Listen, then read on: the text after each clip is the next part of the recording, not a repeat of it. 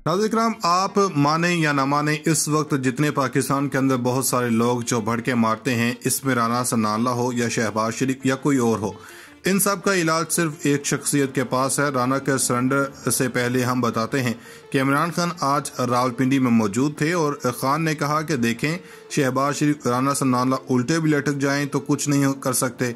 इमरान खान इस बार इतनी तैयारी के साथ आ रहे हैं और खान को चीज़ों का अंदाज़ा इस बात से है, इन्होंने गैर मामूली इंतज़ाम कर रखा है।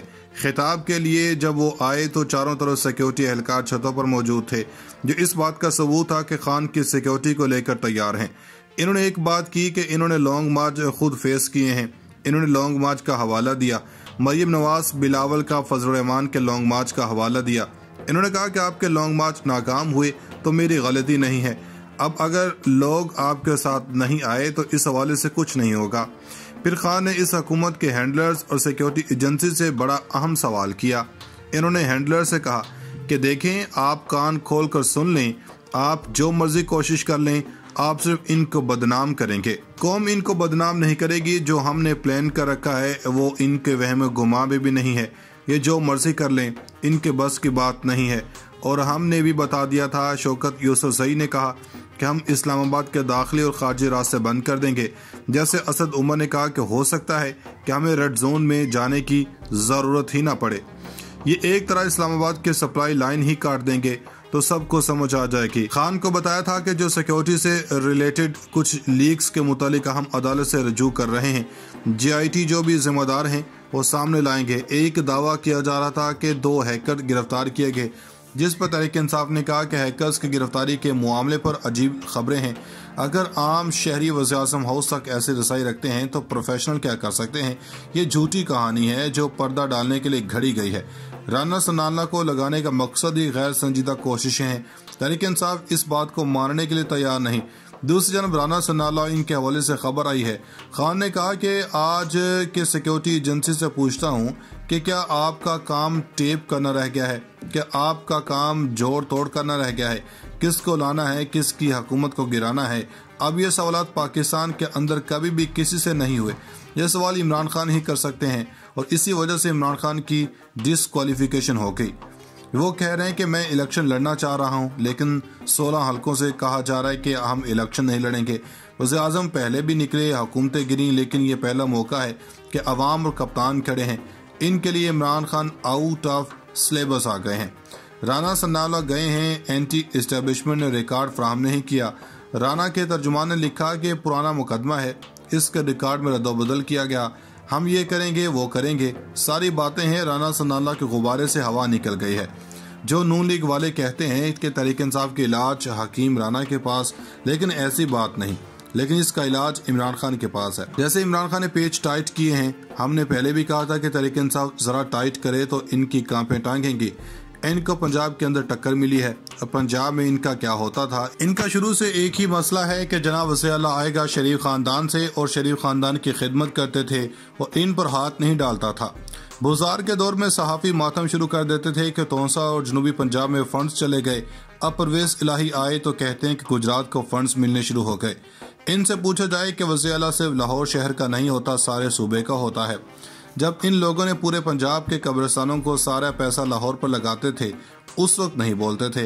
राना सनाउल्लाह शरीफ खानदान के मोहरे हैं, मॉडल टाउन के केस में शामिल हैं, इनकी भड़के खत्म हो गई हैं और अब छुप रहे हैं।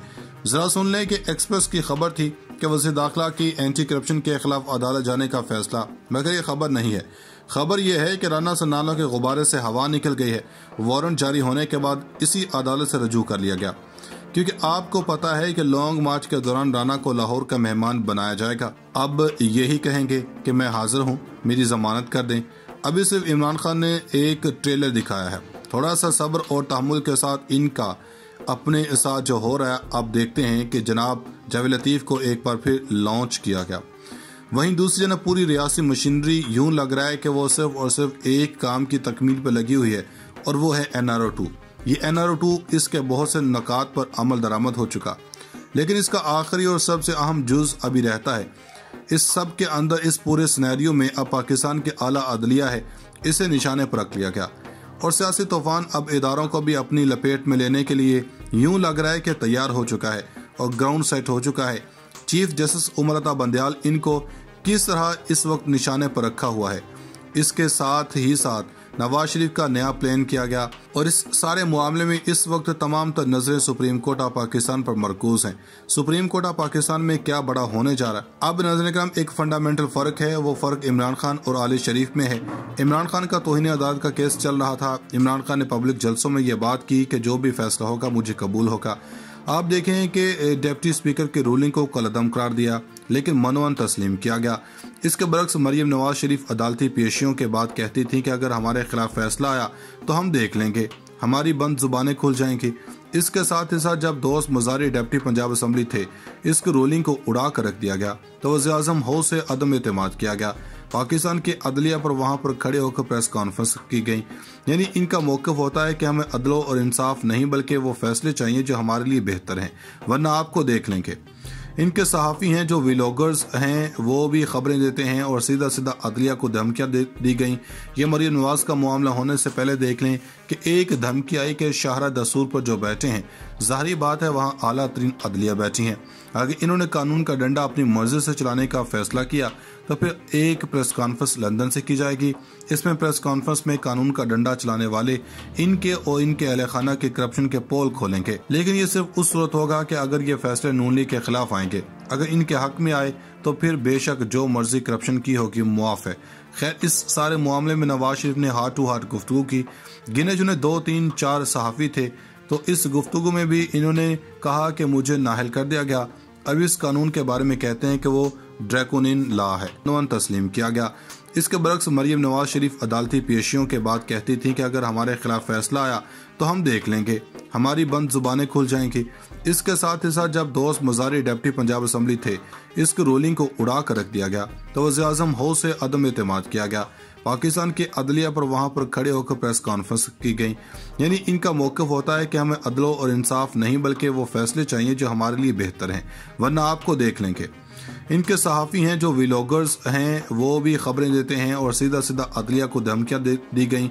ये मरियम नवाज का मामला होने से पहले देख लें कि एक धमकी आई कि शाहरा दस्तूर पर जो बैठे हैं, ज़ाहिरी बात है वहाँ आला तरीन अदलिया बैठी हैं। अगर इन्होंने कानून का डंडा अपनी मर्जी से चलाने का फैसला किया तो फिर एक प्रेस कॉन्फ्रेंस लंदन से की जाएगी। इसमें प्रेस कॉन्फ्रेंस में कानून का डंडा चलाने वाले इनके और इनके अहले खाना के करप्शन के पोल खोलेंगे। लेकिन ये सिर्फ उस सूरत होगा कि अगर ये फैसले नून लीग के खिलाफ आएंगे। अगर इनके हक में आए तो फिर बेशक जो मर्जी करप्शन की होगी मुआफ है। खैर, इस सारे मामले में नवाज शरीफ ने हार्ट टू हार्ट गुफ्तगू की। गिने चुने 2, 3, 4 सहाफ़ी थे तो इस गुफ्तगू में भी इन्होंने कहा कि मुझे नाहल कर दिया गया।